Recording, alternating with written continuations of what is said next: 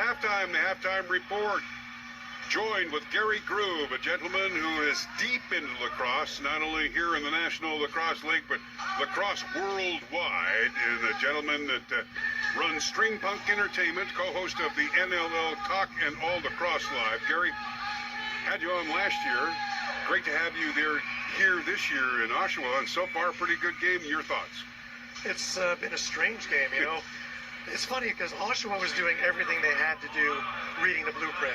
Don't take penalties, really cut down in defense.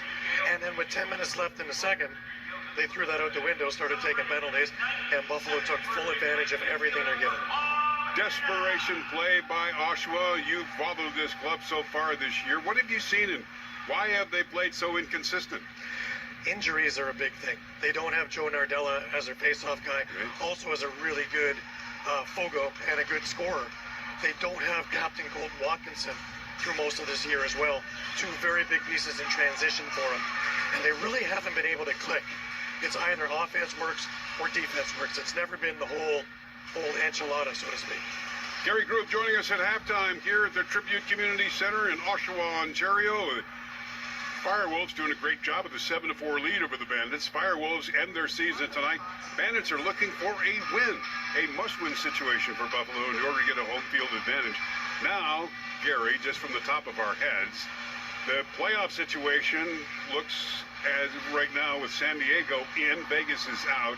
The 8th and final spot is a win-or-you-lose type of situation with Ottawa and Halifax. I haven't been following that game. Halifax is winning in that one, and I really thought that Halifax would come out storming in this one. And though it was close in the beginning, Halifax really took it in the second half. And the last I looked at it was 10-5 for Halifax. So if Halifax wins, they are in. They get the 8th and final position, or wherever it goes right now. I think Buffalo right now is just looking for their opportunity, the home field advantage, and they're battling with Georgia and Colorado. Well, not with Colorado, but Georgia and Toronto, and Saskatchewan's in that Saskatchewan as well. So Buffalo has a lot of work to do. Your analysis of what you've seen of the Bandits so far tonight in this game? You know, I have really liked what I've seen in the second quarter. They've kind of dusted themselves off, and went back to bandit ball. They're not pushing anything. They're not trying to do anything silly, but taking full advantage. Of course, you're going to have Dane and Josh do the majority of the work, but I like what they're doing off ball as well. They're making Oshawa earn every inch that they get on this floor.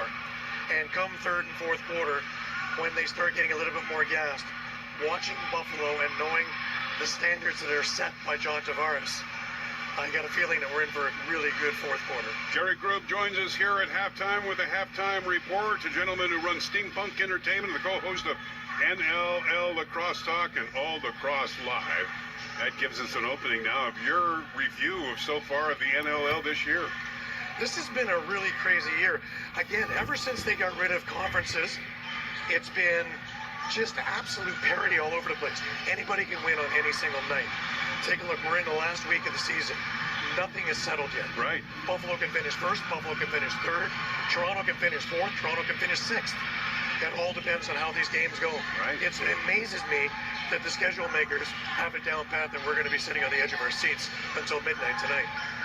So with the NLL play, as exciting as it's been all season long, and the miraculous recovery of Buffalo in their 7-game winning streak and getting right back into qualifying for the playoffs, and again, a win tonight would give them a home field advantage for the first round.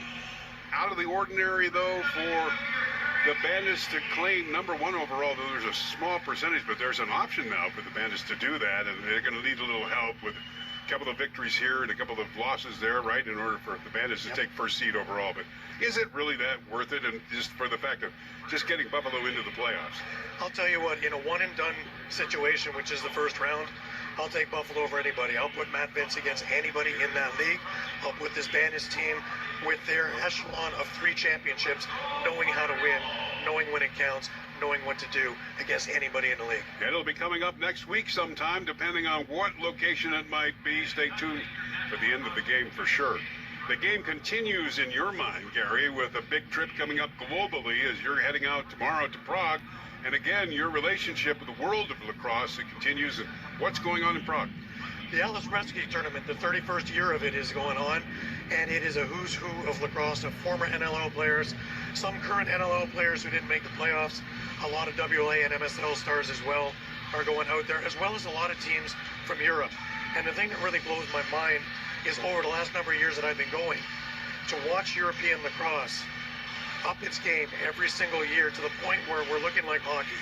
If North America isn't careful, European lacrosse will start nipping at its heels. Tell the listeners more about European lacrosse. What are we talking, field and box together, or what are we doing? At this point, this is just box, but watching field lacrosse as well, you're seeing teams like Japan, you're seeing teams like England really make a big push.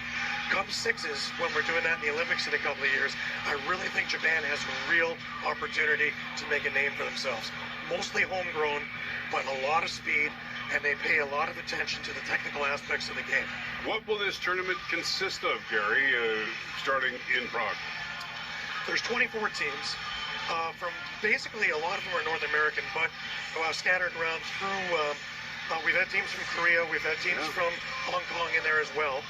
A lot of European teams are coming in there now as well.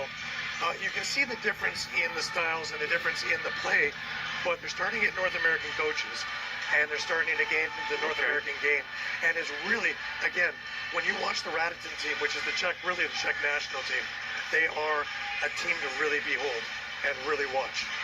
Dan Alessio was a part of our pregame show, gentleman who covers not only college lacrosse, but box lacrosse and field lacrosse as well, and asked him about the infusion of the American player now becoming more familiar with the box game.